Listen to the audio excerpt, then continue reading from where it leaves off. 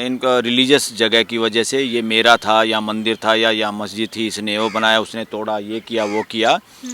Historical जो नॉनसेंसेस थी या जो भी बातें थी जो उनको वहीं दफन करके अब किसी भी चीज़ को बदला नहीं जाएगा। जो जहाँ पर है वो वहीं रहेगी। किसी पत्थर में कोई प्राण प्रतिष्ठा हो सकती है, हो सकता है किसी का इंडिविजुअल आस्था का मसला हो वो करे, मगर इसका ढिंडोरा देश का प्रधानमंत्री पीटे या पिटवाए, that is not proper, that is not constitutional. वो एंटी कॉन्स्टिट्यूशनल बातें हैं। ये अंधविश्वास की बात है। लोगों को अंधविश्वास से ले जाना था ज्ञान की ओर, अनुभव की ओर, और ये चीज़ें वापस ये बैकवर्ड बना रहे देश को।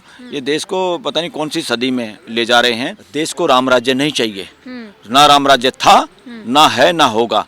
किसी एक का राज्य यहाँ नहीं चलेगा। ये राजाओं का देश नहीं है, उन्हीं का राज्य है, जनता का राज्य है, मानवता का राज्य है। देश को चाहिए मानवता की व्यवस्था चाहिए, देश में राज्य नहीं चाहिए। ये ढोंग करने की अब जरूरत नहीं है। मशीन में, वोटिंग मशीन में, ईवीएम में गड़बड़ करके जीत जाएंगे।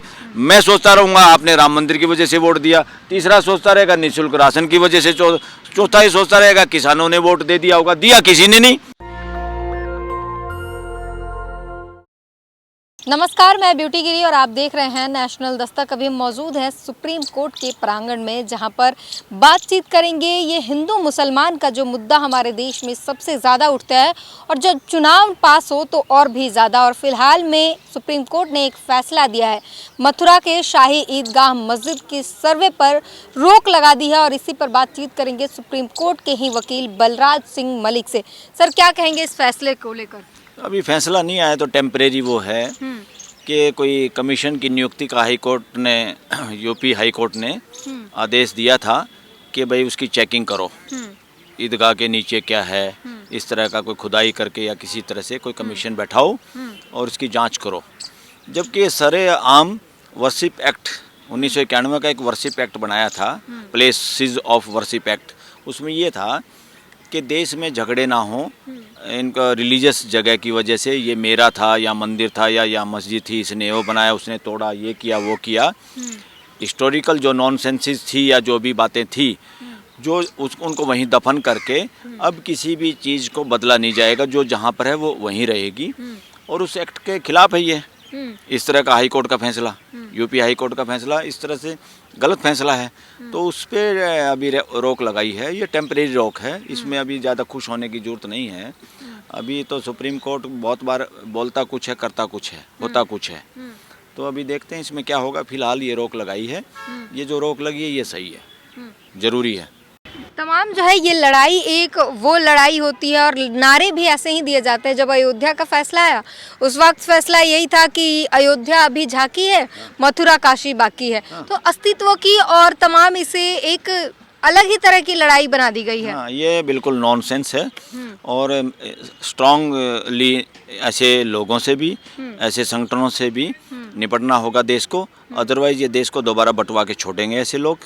क्योंकि कुछ लोग कहते हैं हिस्टोरिकल मिस्टेक का ये है, और उसके लिए हिस्ट्री में जो गड़बड़ हुई है उसको ठीक करने का समय है, इसलिए ये ठीक करना चाहिए। इन लोगों से मैं पूछना चाहता हूँ, हिस्टोरिकल मिस्टेक दीवारों के साथ या मूर्तियों के साथ हुई है, या जिंदा इंसानों के साथ जो हिस्टोरिकल मिस्टेक हुई, जो ब्लंडर हुआ जीवित लोगों के साथ, इंसानों के साथ, इस देश के लोगों के साथ जो अन्याय हुआ जाति और वर्ण के नाम पे, संप्रदायों के नाम पे, और सो कॉल्ड धर्म के नाम पे, जिसको मैं संप्रदाय कहता हूँ, इस पे जो हुआ उसका हिसाब कौन देगा? उसका हिसाब देना पड़ेगा।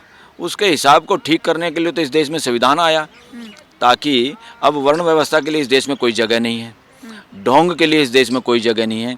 आस्था के लिए सिर्फ इतनी है कि आस्था किसी का इंडिविजुअल का अपना राइट है, कोई किसी बात को माने तो माने। आस्था सरकारी नहीं हो सकती, आस्था सार्वजनिक नहीं हो सकती। आस्था के एविडेंस के आधार पर, लॉजिक के आधार पे अगर आस्था नहीं ठहरती है तो उस आस्था के खिलाफ बोलने का लोगों को राइट है।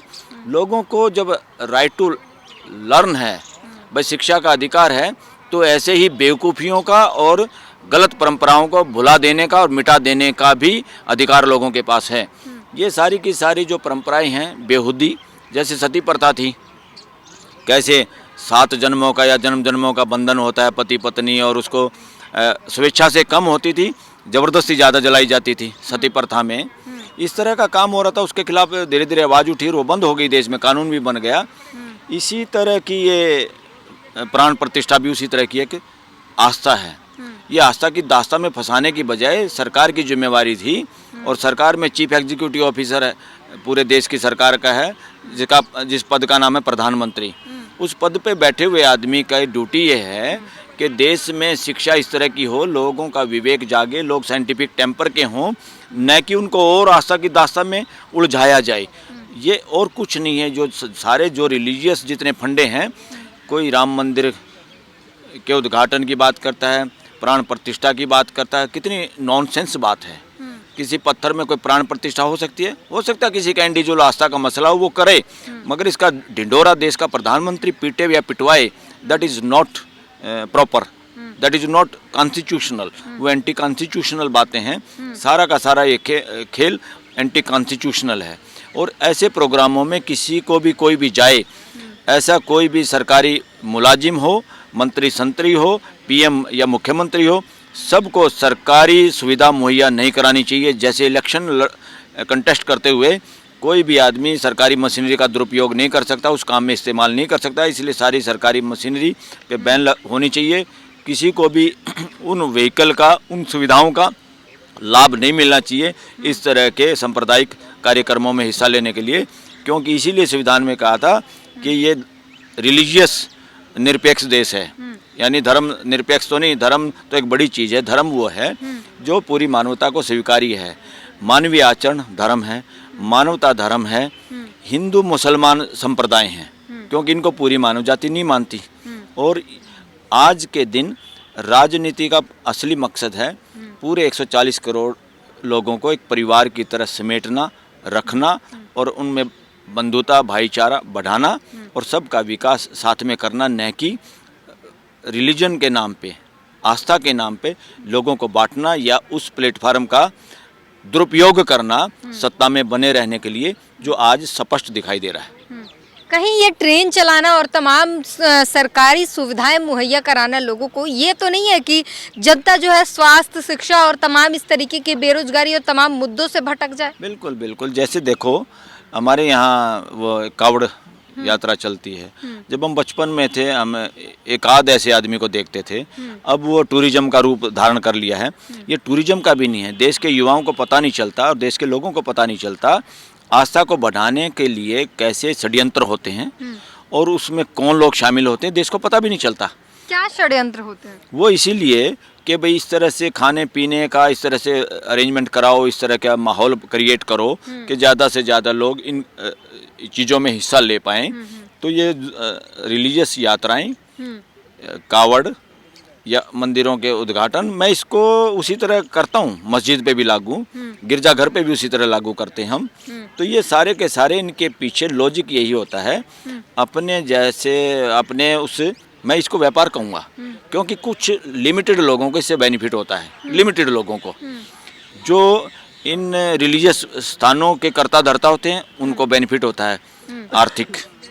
जनरल कैटेगरी और ब्राह्मण जो होते हैं, हाँ, आप कुछ कह लीजिए, जिन लोगों का कब्जा है रिलीजियस प्लेसों पे, जिन लोगों का कब्जा है, इनके एक तरह से इन्हीं के लिए ये चीज़ें फ़ायदेमंद है। बाकी पूरी मानव जाति के लिए कोई फ़ायदेमंद नहीं है। किसी को इनसे कोई आज तक फ़ायदा हुआ तो साबित करके दिखाए कि मुझे ऐसा करने से फ़ायदा हुआ है। कई संस्थाएं ऐसी है जो देश में करोड़ों का इनाम रखे हुए हैं कि किसी को इस तरह से करने से कोई फ़ायदा हुआ तो बताओ। ये अंधविश्वास की बात है। लोगों को अंधविश्वास से ले जाना था ज्ञान की ओर, अनुभव की ओर, और ये चीज़ें वापस ये बैकवर्ड बना रहे देश को। ये देश को पता नहीं कौन सी सदी में ले जा रहे हैं, और समाज फ्यूचर में इस कृत्य को समझेगा और ये कहेगा ये गलत था।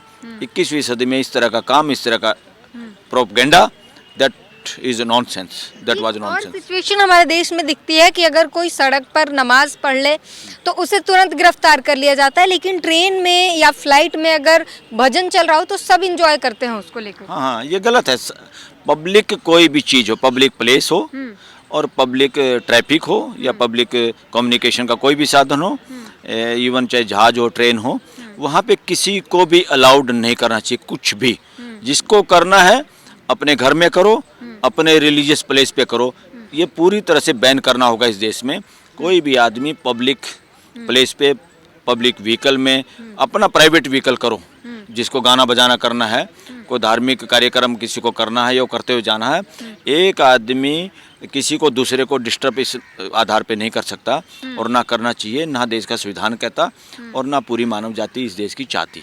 लेकिन देश तो पूरा दिवाली मनाने में लगा हुआ है। 22 जनवरी को पूरा देश में दिवाली, यहाँ तक कि मस्जिदों में भी दिए जलाए जाएंगे और उसकी तैयारी है पूरी। ये उनके दिल से कोई नहीं दिए जलाएगा, मस्जिद वाले दिए दिल से नहीं जलाएंगे।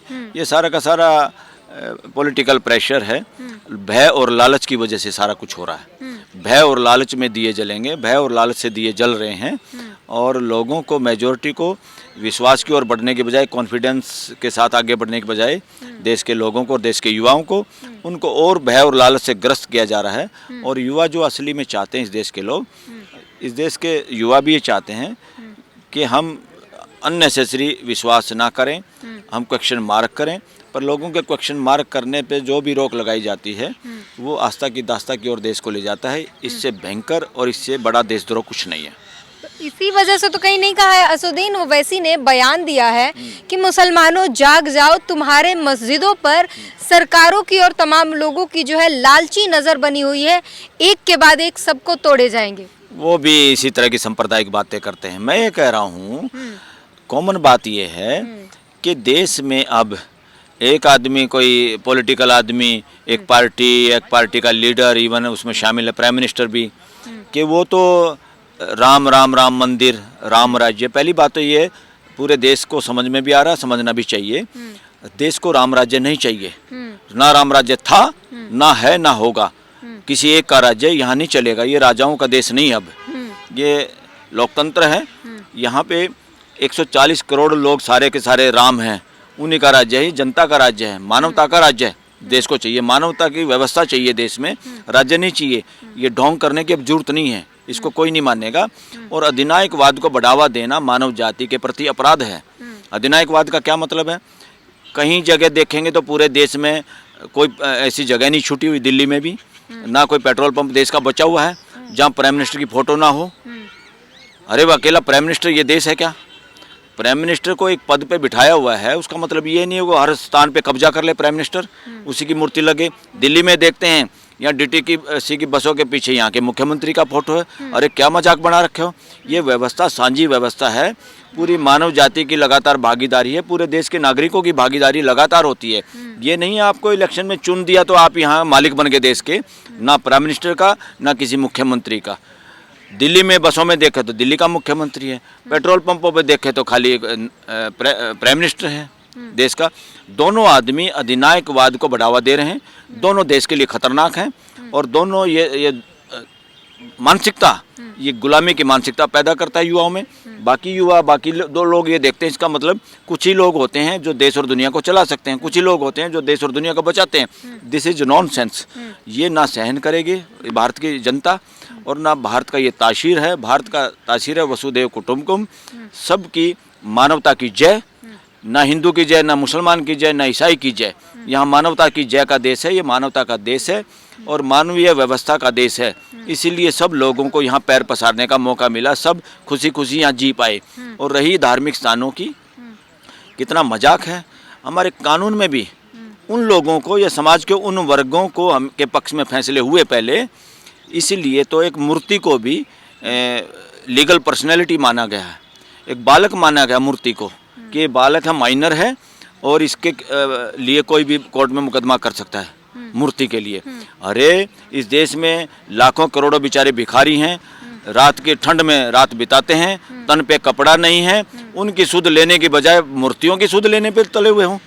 तुम्हारे देवताओं इतने निष्ठुर हो गए हैं क्या कि उनके चक्कर में उनकी ज़मीन और वो मंदिर और ये धार्मिक स्थान बचाने के लिए, सांप्रदायिक स्थानों को बचाने के लिए, क्योंकि इसमें स्वार्थ है, कुछ लोगों का स्वार्थ है। दो वर्ग खास तौर पे हैं, मंडी और फंडी मानसिकता देश पे हावी हो गई है। फंडी मानसिकता वो जो आस्था के आधार पर बिना कुछ किए और ऐसे कर्म कांड में, अब ये रिलीजियस प्लेसों पे कुछ सामान मिलता है क्या? कोई जाता कोई सामान मिलता है क्या? वहाँ ज़्यादा से ज़्यादा कोई हल्का सा प्रसाद मिल जाता होगा, वो भी खाने के लिए, और तो नहीं कुछ मिलता। वहाँ लोग दे के आते हैं, घर से पैसे देते हैं, मिलता कुछ नहीं।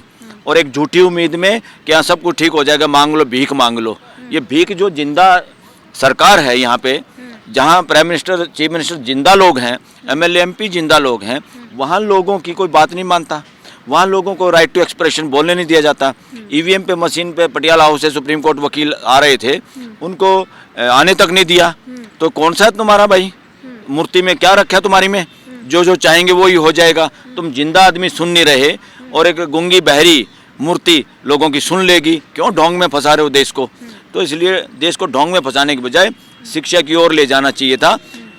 रिलीजियस मॉल कहता हूँ मैं इनको, जितने भी ऐसी जगह हैं जहाँ पे मानव उल्टा दे के आता, मिलता कभी कुछ नहीं, वो है रिलीजियस मॉल। दूसरे मॉल में तो पैसा दे के सामान मिलता है, चाहे वो घटिया तो मिल सकता है या कम मिल सकता है, वहाँ तो कुछ ना कुछ मिलता है। ये इतने फायदे की चीज़ हैं। इन पे जिस वर्ग का, जिन लोगों का कब्जा है, वो अपने कब्जे को बरकरार रखना चाहते हैं। उस मानसिकता के लोग सरकार में हावी हैं। उस मानसिकता के लोग बहुत ऐसे भी हैं जो जुडिशरी में भी बैठे हुए हैं और उस चीज़ का बेनिफिट उठा रहे हैं। और देश पे लगातार ही एक तरह से मानसिक कब्जा है देश पे, और उसी कब्जे के तहत ये सारे डिस्प्यूट हैं। चाहे वो कृष्ण जन्मभूमि है, अरे भाई जब मैं जहाँ पैदा हुआ उस घर में तो मेरे बुजुर्ग भी पैदा हुए, उनसे पहले उनके बुजुर्ग पैदा हुए। अब किस पे झगड़ा करे, कौन यहाँ पैदा हुआ? या अकेला बलराज यहाँ पैदा हुआ इसलिए इस स्थान पे उसी का कब्जा होगा? मेरे बाद भी पैदा हो गए वहाँ तो बच्चे। तो कौन सी भूमि है जहाँ वो फलाना पैदा होगा, ढिकड़ा पैदा होगा? ये कितने तो साइकिल है। मानव जाति एक साइकिल में, आज हम हैं, कल दूसरी पीढ़ी आ जाएगी। हमारे को किसी ने पैदा कर दिया, हमने कहीं सहयोग कर दिया नई जनरेशन को आगे वो करने में। ये साइकिल है, ये किसी का कोई ऐसा बड़ा काम नहीं है। और एक भी मानव ऐसा नहीं है जो समझ नहीं सकता, जिसको प्रभु प्रभु की बात करते हैं। इस तरह की कोई एंटिटी, कोई वास्तविकता, कोई चीज़ नहीं है जो अस्तित्व में है और जो मानवों के साथ भेद करती है। कोई भेदभाव करने वाला कोई फार्मूला पूरे अस्तित्व में नहीं है। ना अस्तित्व में कोई ऐसा खागड़ है, यानी ऐसा बिग बॉस है जो किसी को अमीर बनाता है, किसी को गरीब बनाता है, किसी को उच्च वर्ग का बनाता है, किसी को अछूत बनाता है। ऐसा कोई प्रोपगेंडा अस्तित्व में नहीं है। जितना ये प्रोपगेंडा है, ये साजिश के तहत यहीं के लोगों ने जो स्वार्थ में जो कब्जा किए बैठे हैं देश के सिस्टम पे, उन्हीं लोगों का करा धरा है। आज वो शक्तियाँ हावी हैं दोबारा, वो इसी चीज़ को और बढ़ावा देने के लिए और मानसिक गुलामी बनाने के लिए इस तरह की बात करते हैं।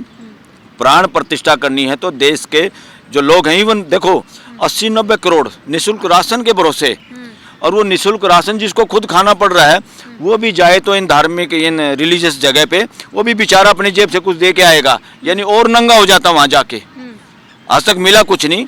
अगर इनमें कोई ताकत होती 1% भी, तो इस देश में गरीबी रेखा इतनी लोग बढ़ते नहीं, इतनी असमानता होती नहीं और इतना भेदभाव नहीं होता, और ये वर्ण व्यवस्था पूरी खत्म होती। अस्तित्व में कोई वर्ण व्यवस्था नहीं, कोई ऐसा सो कॉल्ड गॉड नहीं है जिसने लोगों को ऊंचा और नीचा बनाया हो, जो लोगों के साथ भेदभाव करता हो। ऐसा कोई ड्रामा नहीं है पूरे अस्तित्व में। ये ड्रामा चालाक तरह के लोगों द्वारा किया हुआ है और अपना धंधा चलाने के लिए हुआ। ये धंधे के अलावा कुछ नहीं है। ऐसे ये लोग तो हैं, ऐसी मानसिकता का नाम है फंडी मानसिकता। एक सोशल मीडिया पर इसमें दूसरी मानसिकता मंडी मानसिकता। ये जो फंड जहाँ जहाँ होता है, आप देख लीजिए जितने भी रिलीजियस प्लेस होंगे उसके चारों तरफ कितनी दुकान और बिजनेस जमा रहता है। कोई बात नहीं, चारों तरफ बिजनेस चलता है, उसके सहारे बिजनेस चलता है, उसको कोई लेना देना नहीं। उन व्यापारियों को कोई मतलब नहीं कि लोग यहाँ लोगों को कुछ मिल नहीं रहा, बेवकूफ़ बनने आ रहे हैं, उसको अपना धंधा करना। इसलिए मंडी और फंडी का गठजोड़ पूरी मानव जाति के लिए असहनीय है, खतरनाक है और अमानवीय है। मंडी और फंडी मानसिकता धरती पे हमारे देश में भी मानवीय व्यवस्था को स्थापित होने में बड़ा भारी रोड़ा है। इस मानसिकता को जड़ मूल से कैंसर की तरह रेडिएशन से खत्म करना होगा। इस वक्त सोशल मीडिया पे एक विवाद छिड़ा हुआ है और लगातार सवाल पूछे जा रहे हैं कि जो राम मंदिर इस वक्त बना है और बाबरी मस्जिद जो बना हुआ था उसमें काफ़ी डिस्टेंस है। तो ये सवाल पूछा जा रहा है कि जो राम मंदिर अगर अलग ही बनाना था तो बाबरी विध्वंस क्यों किया गया, इतना डिस्टेंस क्यों है, वो फिर कब्जा क्यों किया गया, तमाम तरीके के सवाल पूछे जा रहे हैं। क्या कहेंगे? ये तो ड्रामा किया था लोगों को सरकार बनाने के लिए, सरकार पे कब्जा करने के लिए, ताकि सरकार में आ जाएं और अपनी मर्जी से संविधान को इग्नोर करते हुए जुडिशरी पे दबाव बना के और सारे वो काम करे जाएं देश में जो कि वर्ण व्यवस्था के अनुरूप है या मनुवादी मानसिकता के अनुरूप है या मंडी और फंडी मानसिकता के अनुरूप है। ये मंडी और फंडी का कार्यक्रम है, ये देश का कार्यक्रम नहीं है, ये देश के लोगों का कार्यक्रम नहीं है, ये आम भारतीयों का कोई कार्यक्रम नहीं। और एक और ये कार्यक्रम इसलिए किया जा रहा है, जैसे ज़्यादा लोगों को निःशुल्क राशन देने से जरूरी नहीं है कि वो लोग इस सरकार को वोट करते हैं। ऐसे लोगों को बहुत सारे करते ही नहीं। किसानों को डायरेक्ट पैसे दे के किसान भी नहीं करते वोट, क्योंकि किसानों के साथ अन्याय किया है। और दूसरा अब ये करेंगे, भाई राम मंदिर बन गया, लोगों को ये लगेगा जैसे राम मंदिर बनने से वोट दिया। लोग वोट नहीं देते। सारा जीतने का, सारा झांसा ये करने का एक कार्यक्रम है। इसके पीछे षड्यंत्र क्या है? फ्यूचर में मशीन में, वोटिंग मशीन में, ईवीएम में गड़बड़ करके जीत जाएंगे। मैं सोचता रहूँगा आपने राम मंदिर की वजह से वोट दिया, तीसरा सोचता रहेगा निःशुल्क राशन की वजह से, चौथा ही सोचता रहेगा किसानों ने वोट दे दिया होगा। दिया किसी ने नहीं। लोग ऐसे सोचते रहेंगे और इसलिए देश में आंदोलन नहीं होगा और सरकार बन जाएगी। ये षड्यंत्र है। फ्यूचर में गड़बड़ करने के लिए, बड़ी चोरी करने के लिए एक तरह का झांसा, ये जाल फैलाया जा रहा है, जैसे पंछियों को दाना फेंक के जाल में फंसाने का। वो अरे भाई, आपने वर्ण व्यवस्था के पक्षधर लोगों का बोलबाला है। आपने श्री कृष्ण को गवाला बता दिया। गवाले तो फिर वे यादव लोग होते हैं। अगर उन में से वो बुजुर्ग थे उनके या कोई और वो मानते, वो लड़ाई करें कि उनका जन्म यहाँ हुआ था कि नहीं हुआ था। ये बीच में ढोंगी लोग कौन हैं जो उनका नाम लेके दूसरे के कंधे पे बंदूक रखे और देश में विभाजन की वो करके और सरकार बनाने पे आमदा हैं, या देश में वो व्यवस्था लाने पे आमदा हैं जिससे उनका अपना भला होता रहे, जिससे उनका षड्यंत्र चलता रहे। इन चीज़ों को ये बताते हैं कि हिस्टोरिकल अन्याय हुआ है, इसलिए ये हमारी चीज़ें तोड़ दी। अरे जब अगर मान लो तोड़ भी दी, तो जब तोड़ी होगी तो जो समाज था, जो पीड़ित समाज था, हो सकता है उन्होंने साथ दिया हो तोड़ने में। अगर कोई चीज़ तोड़ी जाती है, दूसरा उस पर कब्जा किया जाता है, तो उस पर कैसे फैसला होगा? उस पर तो उसका पोजीशन पे या क्या चीज़ थी, क्या बाबरी मस्जिद का मसला भी उस पर नहीं हुआ, ये जगह किसकी है। वो एक जालसाजी हुई पूरे देश के साथ। इस फैसले में एक जालसाजी हुई। वो फैसला कानून पे आधारित नहीं है बिल्कुल भी, ना किसी उस पे पोजीशन के आधार पे है, ना कोई सबूतों के आधार पे है। वो फैसला गोलमोल फैसला है और ये एक तरह से ये फैसले को मेजॉरिटी देश मानता है षड्यंत्र through supreme court of this country. ये पूरा देश मानता है और फ्यूचर में लोग इस बात को समझेंगे और इस बात को मानेंगे, पूरा देश मानेगा इस बात को। एक तरफ तो ये कह रहे हिस्टोरिकल मिस्टेक। अरे तुम्हारी वर्ण व्यवस्था ने कितना हिस्टोरिकल मिस्टेक किया इस देश के आम लोगों के साथ। किसी को शूद्र बता के, किसी को नीच बता के, किसी को अछूत बता के, उसका हिसाब कौन देगा? ये मंदिर हिसाब दे देगा क्या? और दूसरा, तुम इतने ठेकेदार बन रहे हो कृष्ण जन्मभूमि के, तुम यहाँ पे जहाँ इस देश का राष्ट्रपति भवन बैठा हुआ है, जहाँ द्रौपदी मुर्मू राष्ट्रपति के रूप में बैठी हुई हैं, वहाँ पर जिन लोगों की जमीन एक्वायर हुई वो जिंदा है, उनके वंशज, उनको पैसे नहीं मिले आज तक। और उनके मामले में हाई कोर्ट उनकी फाइल फेंकती है कि तो बहुत पुराना हो गया। और यहाँ पे कोई भी नया मुद्दा लाओ कि जी यहाँ मंदिर था, यहाँ मस्जिद था। अरे इतनी हिम्मत होती तो राम मंदिर का, जहाँ जो बाबरी मस्जिद का जो फैसला आया, वह खोद के नीचे बता देते पूरा टीवी पे देश को कि क्या मिला वहाँ पे। उस बात को भी छुपा लिया क्योंकि वहाँ कुछ और मिला। वहाँ बौद्ध स्थान है, आज भी खोद के देखा जाए तो, पूरी जांच की जाए तो। अगर सच्चाई के इतने पक्षधर हैं तो जांच पूरी होनी चाहिए ना। वो चुपचाप उसको ढक के, लोका चुप्पी करके वो ऐसा किया गया है। अगर ईमानदारी है तो फ्यूचर में अब बौद्ध समाज देश का जाग रहा है, ये भी आके सारे मंदिरों को खुदवाएंगे जहाँ पे कब्जा किया हुआ है, बौद्ध स्थानों को तोड़ के। तब देखेंगे क्या इस देश की यही हाई कोर्ट, यही सुप्रीम कोर्ट इसी तरह के फैसले करेगी क्या? अदरवाइज इस देश की हाई कोर्ट और सुप्रीम कोर्ट पे उंगली उठाने से पूरे देश की जनता को कोई नहीं रोक सकता। तो ये बड़ी बात है और पूरी बातचीत पर अपनी प्रतिक्रिया आप जरूर दीजिए। कैमरामैन आशीष के साथ ब्यूटी गिरी, नेशनल दस्तक। नेशनल दस्तक की आपसे गुजारिश है कि अगर इसको बचाना चाहते हैं तो नेशनल दस्तक को सब्सक्राइब करने के लिए रेड कलर के सब्सक्राइब बटन को दबाएं, फिर बेल आइकन की घंटी दबाएं। नेशनल दस्तक को बचाने के लिए बहुत जरूरी है कि हर खबर को शेयर करें, लाइक करें, कमेंट जरूर करें।